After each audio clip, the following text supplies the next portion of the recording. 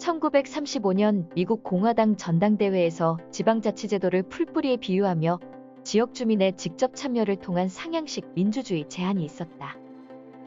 20세기 동안 다양한 사회운동들이 시민들의 참여를 유도하며 정치적, 사회적 변화를 추동하였고, 이를 통해 풀뿌리 민주주의가 확산되었다. 최근에는 인터넷과 SNS가 시민들의 정보 공유와 조직화 수단으로 주목받고 있는 가운데, 이를 통해 지역사회 문제에 대한 관심도와 참여율도 높아지고 있다. ESG와 탄소 감축 정책은 세계 경제의 중요 흐름이 되고 있으며, 유럽을 중심으로 구체화되고 개발도상국으로도 지속적으로 확산될 것으로 보인다. 글로벌 기업들은 ESG 경영과 탄소 중립을 위해 아리백 등의 국제 이니셔티브에 적극 참여하고 있다.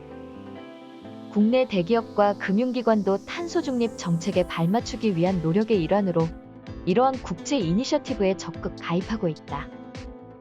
중소기업에게도 곧 탄소 중립 정책 이행을 위해 구체적인 목표 달성과 감축 노력이 규제 수준으로 요구될 것으로 보인다.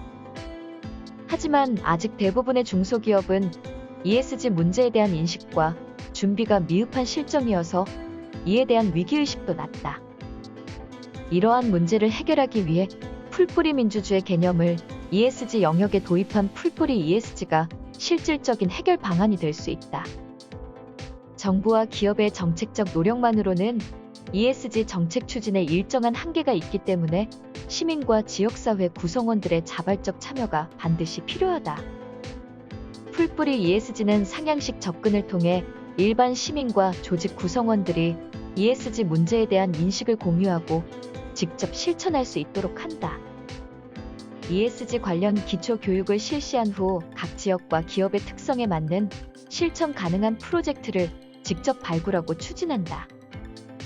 이 과정에서 정부와 기업, 시민사회단체들과의 협력관계를 구축하는 캠페인을 병행하면서 구체적인 정책 제안과 ESG 법제도 개선을 위한 논의에도 적극 참여한다.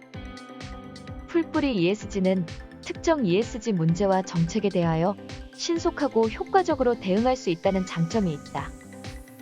또한 일반 시민들의 정책 참여와 협조를 통해 정부의 ESG 정책 추진력을 높이고 보다 원활한 법제도 정착을 유도할 수 있다.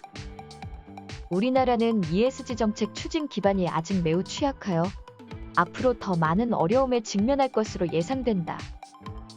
특히 자연환경의 척박함, 석탄 의존도가 높은 에너지 구조, 가족 중심의 유교적 사고방식 등이 걸림돌로 작용할 것이다.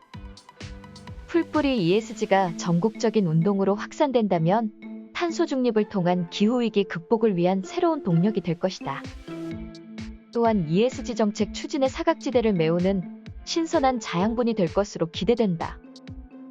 풀뿌리 ESG 본격 확산을 통해 한국은 선진국 수준의 성공적인 탄소 중립 정책을 추진할 수 있을 것이다.